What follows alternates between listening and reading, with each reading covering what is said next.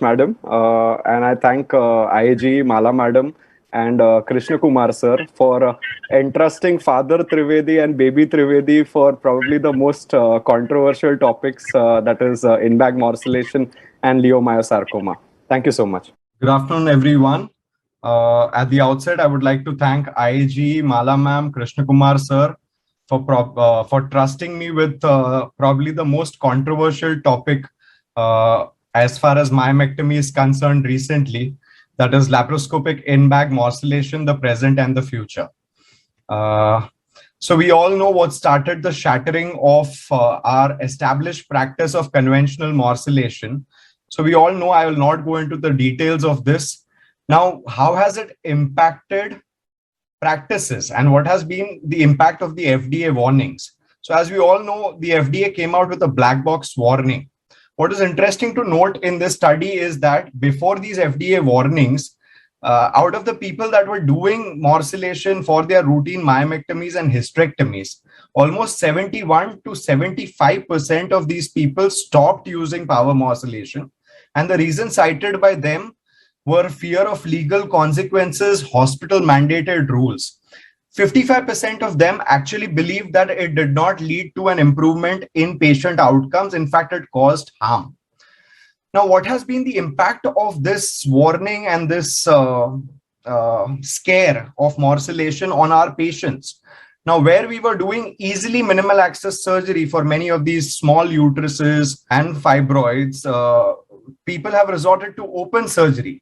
Now, this is what I like to call is a fashionable laparoscopic surgery.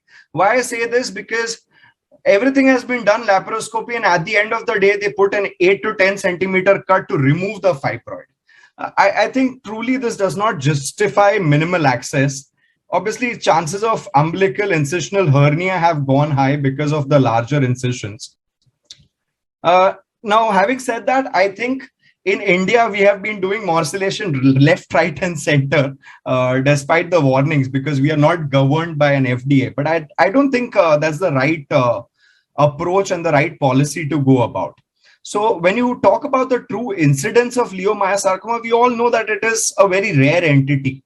It is almost debated to be one case per 1960 to 8,300 fibroid surgeries, with advancing age being the most important risk factor for occult malignancy.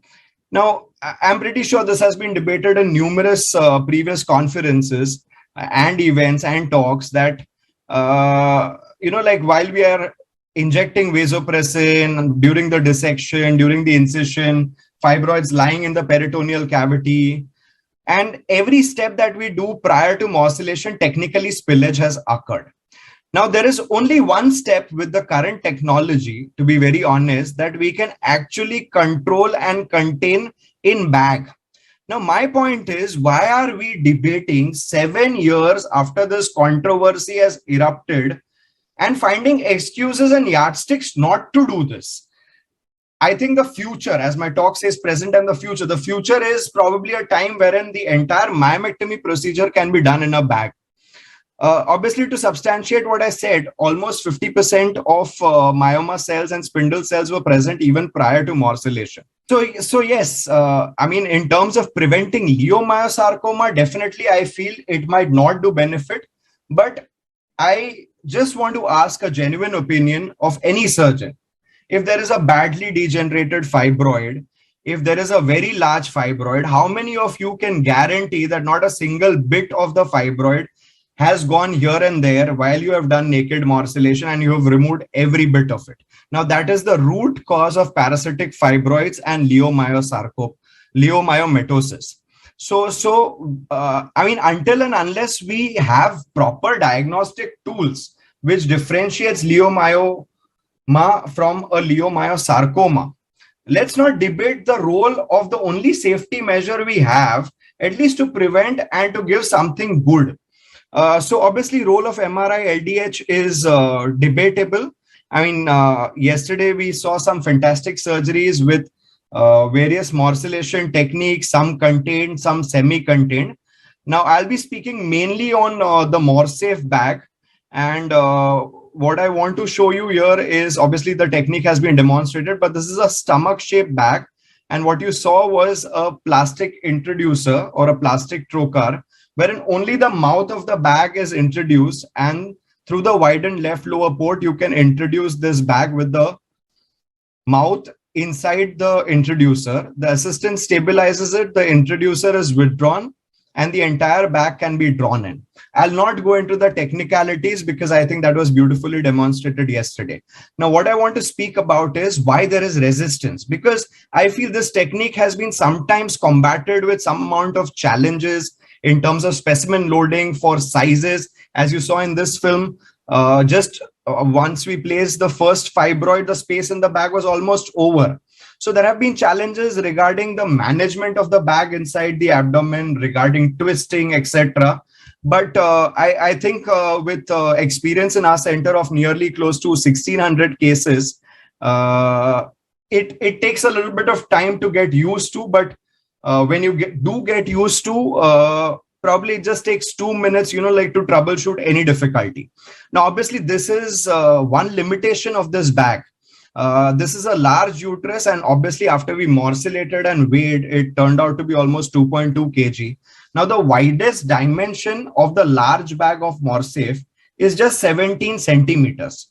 So as long as one dimension of the uterus or the so-called fibroid is small, you can mold it and place it into the bag. So there is a genuine limitation, but we have gone up to 3.4 kg because no one says that you have to introduce the bag only once. You can do a dual bag insertion. So once the specimen is loaded, the mouth is out. As you saw, we railroaded this tail through the umbilical or the higher optical cannula. And there is an eye in this tail process through which we reintroduce the cannula and connect the CO2. And once we go in, we see this beautiful cavity, which has completely replaced the peritoneum. So again, this is that large size specimen. Now, one technical challenge out here is sometimes when you put in the morcellator, you genuinely, because of the sheer size, it is very difficult to see the tip of the morcellator. So as you will see here, while we are morcellating this specimen out, we are not seeing the tip. Now, the trick here is don't move the morcellator. Don't move the blade of the morcellator. If it's static, it's not going to go here and there, and the specimen is just going to keep rolling. Now, one important factor, again, which we don't see in naked morcellation, is when this morcellation is being done, all the tissue blood normally just scatters here and there into the peritoneal cavity. If you see, this was a large specimen, you see the volume of blood. Obviously, this bag was empty earlier, so whatever the blood has come as the specimen was squeezed like a sponge. And this all blood, no matter what you do, you cannot contain this blood, which can contain harmful cells, suspicious cells. And these cells also may harbor some myoma, which can cause parasitic fibroids, myoma cells, which can cause parasitic fibroids later. Obviously, once the morcellation is complete, we secure the tail process and remove the bag. Now, this is interesting, and this is actually a case of multiple fibroids. Now, why I'm showing this is, again, loading here can be a challenge. And nowadays, there is a concept of stringing up the fibroids. Now, I'll just pause the video for a second out here. Now, why I'm saying this is, number one is when you are loading these many specimens, to prevent the specimen from rolling out. Number one, ask your anesthetist to remove the Tredelenburg position, make it a little head-eye so that the specimen don't roll out. The assistant should never let go of this 12 o'clock position of the bag. About stringing, why I'm saying is we shouldn't string them is because if you string them, especially if the fibroids are multiple and of these dimensions, you are essentially increasing the overall diameter. Or if someone strings it in a linear fashion, it is going to be cumbersome to introduce this entire linear ring of fibroids into the bag. So sometimes stringing, okay, if it's a tailor-made small 2-3 fibroids, you don't need to string them. It is mainly required for multiple fibroids. Now, coming to this very interesting case, wherein the myomectomy was a cakewalk. Probably it was a subserosal fibroid, and it took maybe 10 minutes for enucleation and suturing part. Now, if you see this fibroid, it has a typical, I want to say like a boiled egg kind of a configuration, wherein the outer part is solidified, or like you can morcellate it. The inner part is fragile like the yolk.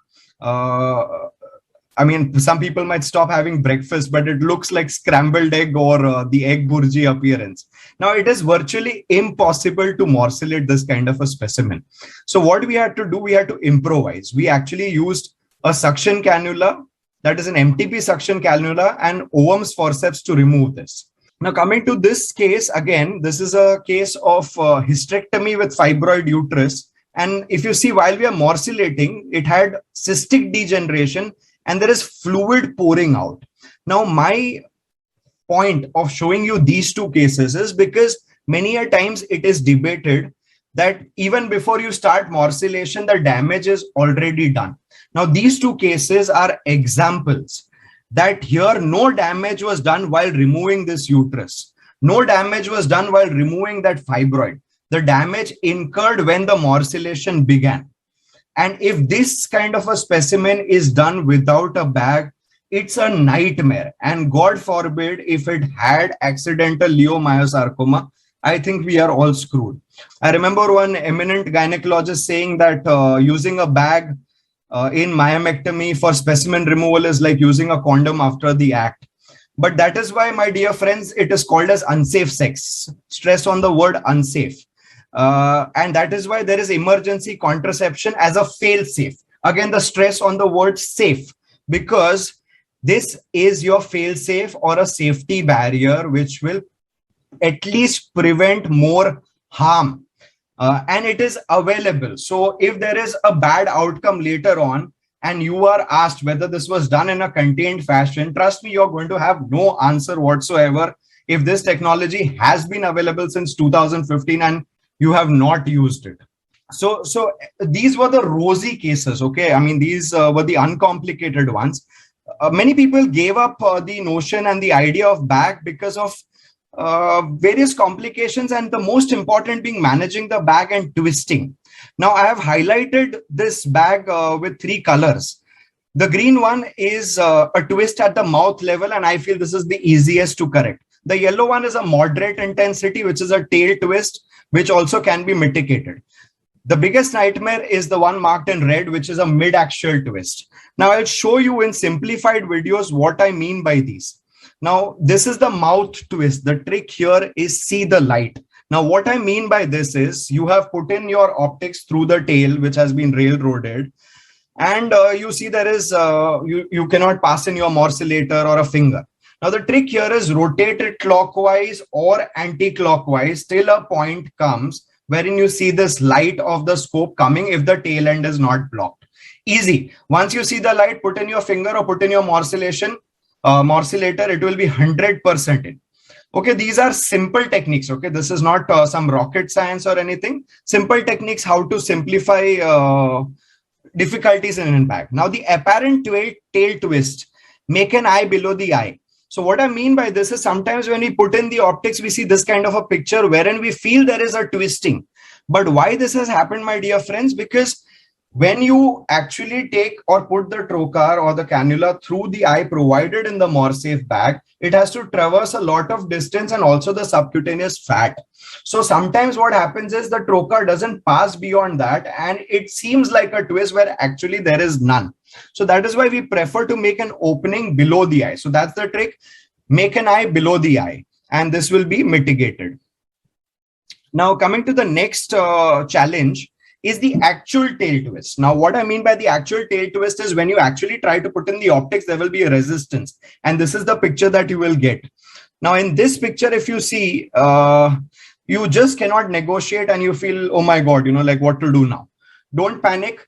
Take another 10 millimeter your cannula, pass it through the mouth. If it is open, as I said, you can see the light, pass in the 10 millimeter cannula, connect the CO2, pass in the scope from your left lower port side where the mouth of the bag is out. Once you see it, you will be able to visualize what is the problem at the primary port area. Now, again, you are seeing there is some amount of resistance. You can't negotiate.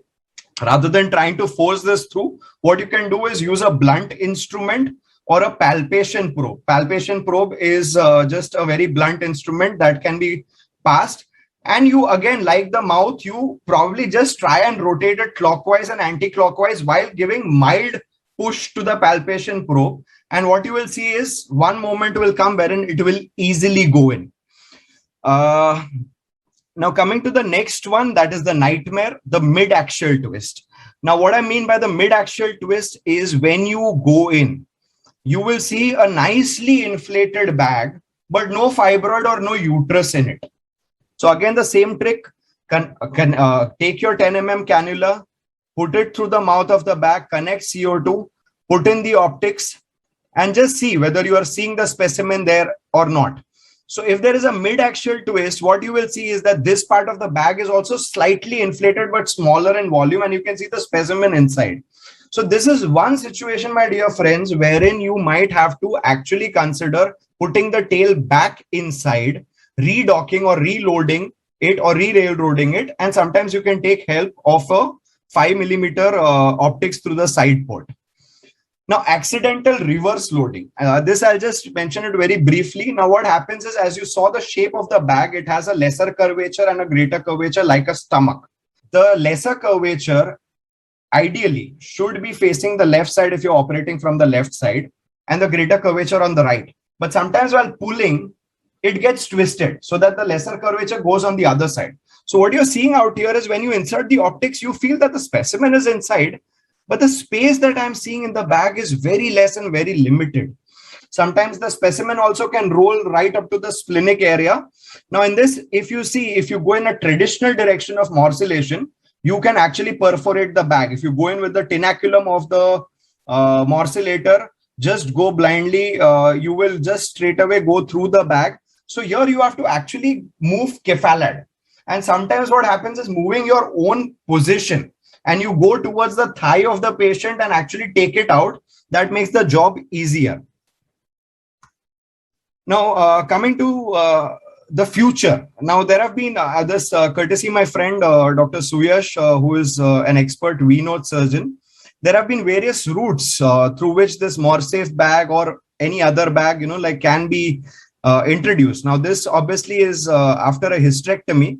And as you see, there was an Alexis retractor.